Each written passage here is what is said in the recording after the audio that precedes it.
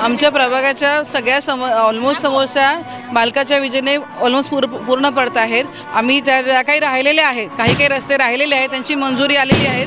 ते त्याचा पूर्णपणे पाठपुरावा करून लवकरात लवकर लोकांसाठी ते उपलब्ध कसे होतील त्याच्यावर आम्ही काम करणार आहोत. तसेच पाण्याच्या टाकीचे जे काम ऑलरेडी आपले सुरू आहेत, त्याचं जर प्रॉपर पाईपलाईन होऊन प्रत्येकाला व्यवस्थित पाणी मिळेल अशा मूलभूत गरजांवर आम्ही आधी काम करणार आहोत. तसेच महिला सुरक्षेसाठी CCTV इन्व्हॉल्वमेंट चौकात त्याचं एक आहे पुरुषरमध्ये काम.